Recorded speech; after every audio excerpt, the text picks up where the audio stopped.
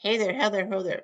It's Jeff Cutter Diamond. Welcome you to another NBA Top 10 video. Of course, you'll see me rocking in the free world. Raptors number 7. Of course, Kyle Lowry, 1 day contract with the Raptors. He signed and retired. And it's number 7 is going up into the Raptors. Good for him. Anyway, we're going to be talking about the top 10 NBA broadcasters of all time. They don't necessarily have to have memorable calls, they just have to have a memorable impact and all that. So we're going to go for it. Here we go. Number 10 is Craig Sager. Now, Craig Sager is a fantastic voice. Well, he's not a play-by-play or color commentator. He's the guy on the sidelines with those colorful suits and all that. He even was a sideline reporter when Daryl Dawkins did that glass-breaking slam in Kansas City over Bill Robinson when Kansas City had an NBA team. But Craig Sager was pretty impressive. He has personality, persistence, and relationship with players, made him one of the most iconic NBA figures ever, and he had a good rapport before his death of cancer. Number 9 is Doris Burke. Doris Burke is a trailblazer and elite analyst. She's pretty good being the color commentator. She has done some NBA finals. She earned respect for her preparation, clarity, and command of the game.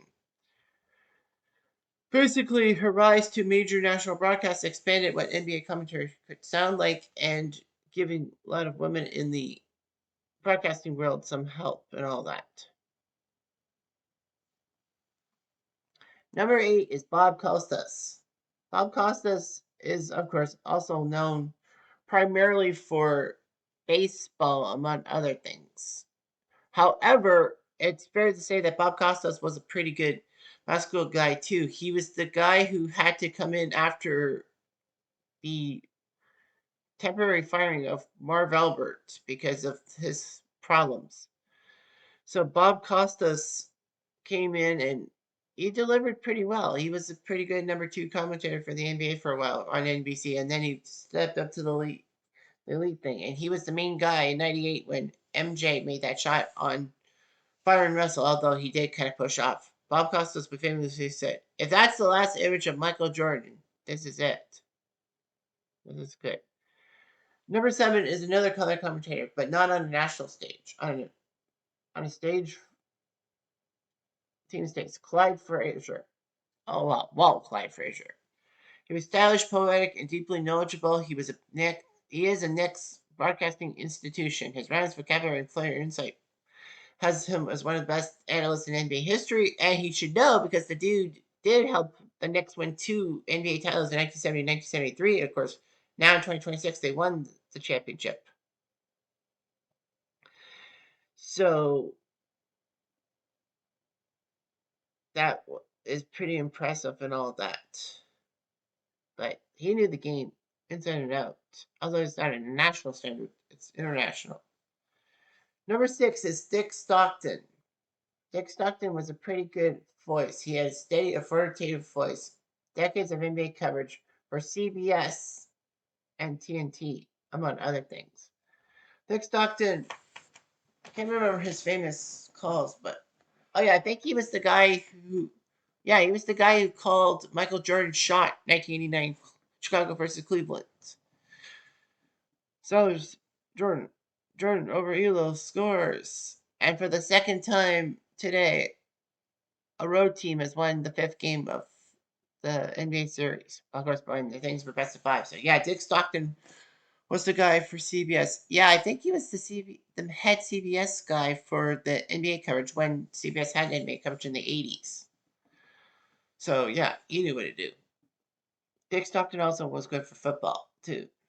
Number 5 is Kevin Harlan. He has an electric voice in sports, kind of a little bit high pitched, like yours truly.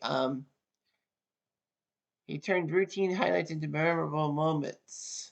His national NBA work is known for energy, rhythm, and phrasing.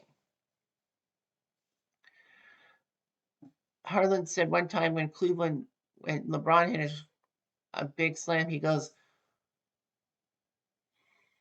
LeBron James with no thought. Oh, damn, I lost it. LeBron James just sucked the air out of the building.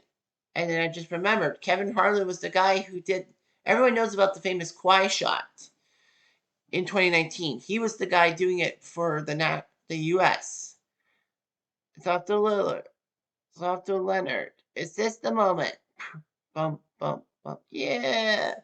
Game series. Toronto has won. One of the greatest moments in Toronto Raptors history by Kevin Harlan. And of course, Canada, it was Matt Devlin. Number 4 is Hubie Brown. Hubie Brown was a pretty good master on the microphone. Guy was, 5 decades in the NBA now. He is retired. He brought coaching level detail to broadcast without losing the casual fan. Well, he should know because Hubie Brown coached many games and all that. How many and all that? I want to know. I actually do want to know. So let's see here. Dude is like almost 90 years old. Yeah. He became a TV analyst for many years. Yeah, when he was a coach, he coached Atlanta from 76 to 81, the next from 82 to 87, and even Memphis in 2002, which was weird. He wasn't really that massive and all that.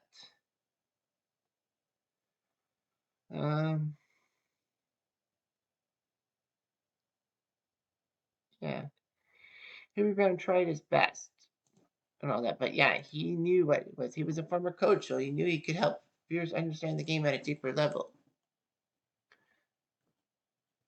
Number 3 is Mike Breen, the man from ABC and ESPN, the modern voice of the NBA Finals. You know that, you had Bob Costas, Marv Albert, Dick Stockton called the NBA Finals and all that. With Mike Tirico, but yeah, Mike Breen is the man. It's crisp play-by-play and iconic bang when a three-pointer comes through. Yeah, excitement and restraint made him one of the best ever.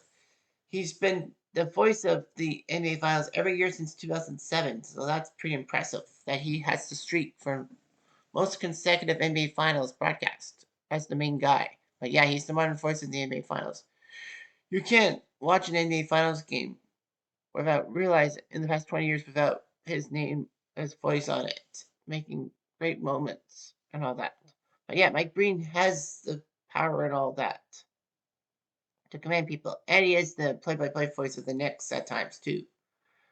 So you can't blame him. Number 2 is Chick Hearn. Chick Hearn is legendary for the LA Lakers. One of the rare times that we actually have a play-by-play guy from for a major team. Of course, Chick Hearn was not really nationally known. Well, he didn't really do national broadcasts. He was legendary. You can't go through Laker games without hearing his voice for like 40 years till 2002. His local legacy is unmatched. He actually coined the phrases slam dunk, air ball, and charity stripe. Slam dunk with, putting the ball into the basket with your hands. Air ball, where it didn't even reach the rim. And charity stripe for the free throw line to shoot your free throws. He was just amazing. He was in a few movies himself. He even voiced himself on The Simpsons. Remember the episode when Homer is a hero by accident? And then everyone says to pull a Homer, and Chick Hearn talks about Magic slipping on a wet spot, hitting the referee, hitting a three-pointer for the Lakers to win. And Magic Johnson says, "Guess I just pulled a Homer." But yeah, Chick Hearn was pretty impressive as a play-by-play voice. And number 1 is Marv Albert. I know some people will not be happy with it because, Marv Albert and his problems in the late 90s and lost 2 years of his career. But he was vindicated and all that. And he was the defining national NBA voice for generations. Albert's "yes" was one of the basketball's most recognizable calls. He would do games for the Knicks, NBC, and TNT.